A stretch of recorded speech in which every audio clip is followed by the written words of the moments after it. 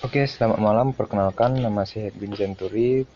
Saat kali ini saya akan membuat video pembelajaran untuk mata kuliah etnopedagogi.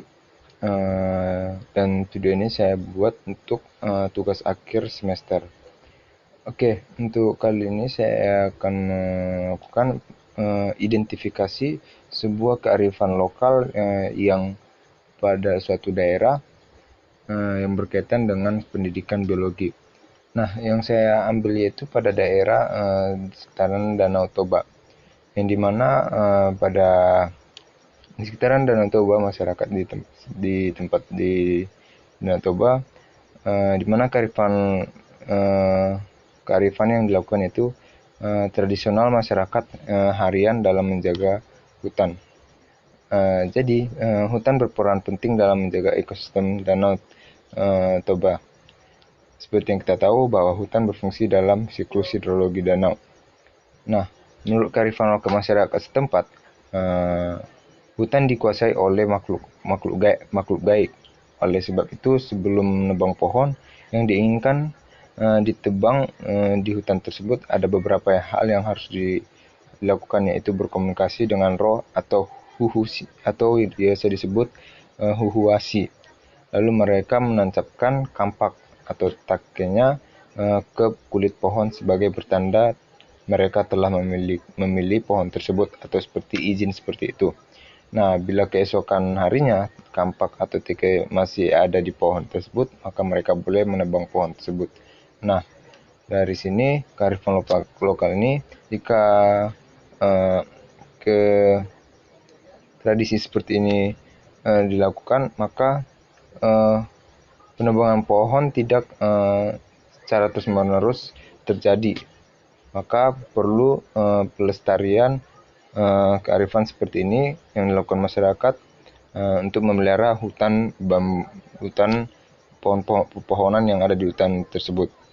Nah, kemudian saya mengidentifikasi suatu kompetisi dasar pada suatu materi, yaitu di kelas 10 mengenai ekosistem, yang dimana kompetisi dasar pada ekosistem ini, mata pembelajaran kelas 10, itu karya memahami interaksi antara komponen ekosistem, yaitu siklus biokimia. Nah, pada siklus biokimia ini terdapat beberapa daur. Pada daur biokimia, dan pada daur biogeokimia ini terdapat 4 siklus, yaitu siklus air atau hidrologi, dan siklus karbon dioksida, kemudian siklus nitrogen, dan siklus fosfor.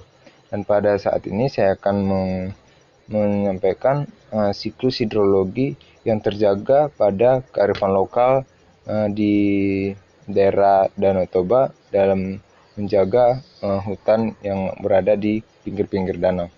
Nah, apa sih itu siklus hidrologi? Siklus hidrologi itu merupakan siklus atau sirkulasi air yang berasal dari bumi ke, ke, dari bumi, kemudian menuju ke atmosfer dan kembali lagi ke bumi, yang berlangsung secara terus-menerus. Jadi ini terjadi secara terus-menerus dalam menjaga ekosistem air yang ada di laut.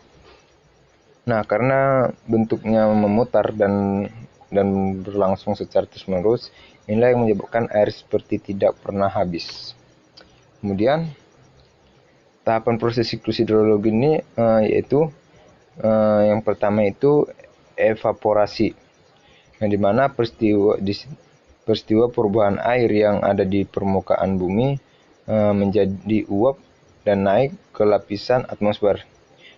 Hal ini terjadi karena temperatur yang cukup tinggi, sehingga molekul air yang ada di permukaan memperoleh energi yang cukup untuk memisahkan diri dari air yang ada di permukaan. Jadi ketika suhu udara karena matahari panas, maka temperatur air yang pada danau ini akan menguap dan menjadi molekul air, dan akan seperti berembun menuju ke awan. Nah, kemudian setelah tahapan evaporasi, kemudian ada namanya transpirasi. Transpirasi ini merupakan penguapan perubahan air menjadi uap air, di mana air tersebut berasal dari jaringan hidup tanaman terletak di atas permukaan air. Jadi penguapan air ini yang dilakukan oleh tumbuhan yang ada di sekitar danau tersebut. Nah, proses transpirasi ini terjadi akibat penguapan air tanah yang diserap akar tumbuhan, kemudian dialirkan melalui batang sehingga sampai ke permukaan daun lalu menguap ke atmosfer lagi. Nah, kemudian setelah tahap transpirasi, kemudian ada tahapan kondensi. Tahapan ini merupakan perubahan wujud uap air menjadi partikel titik-titik air dengan ukuran sangat kecil setelah proses penguapan. Nah, proses ini terjadi dipengaruhi oleh suhu udara yang rendah pada ketinggian tertentu.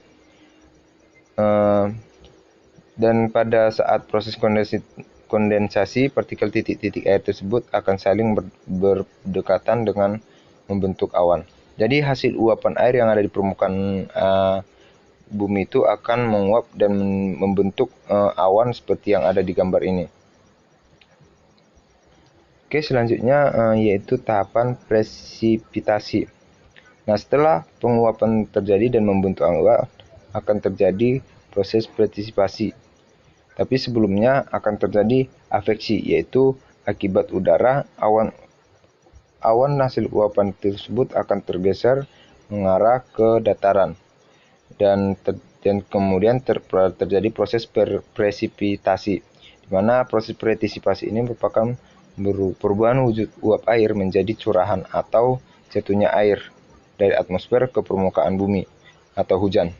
Nah, ketika presipitasi ini di daerah rendah, maka awan akan menghasilkan curahan air atau hujan, dan sebaliknya ketika presipitasi ini terjadi di dataran tinggi seperti pegunungan dengan tekanan udara yang rendah, maka awan akan menghasilkan curahan dalam berbentuk salju atau es.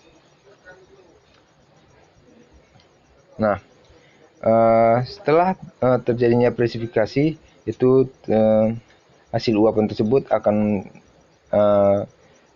adanya hujan. Hujan ini akan turun dari permukaan tinggi ke dataran, akan terbentuklah namanya infiltrasi, merupakan proses masuknya butir-butir hujan ke permukaan bumi ke dalam tanah. Dan di bawah gambar di bawah ini,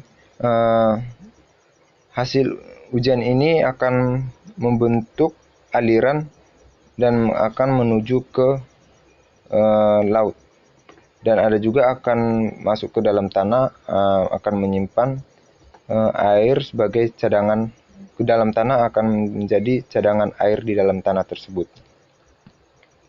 Oke, mungkin itu saja untuk video pembelajaran mengenai pelajaran pada etnopedagogi. Terlebih dan kurang saya mohon maaf. Saya tutup. Saya ucapkan terima kasih.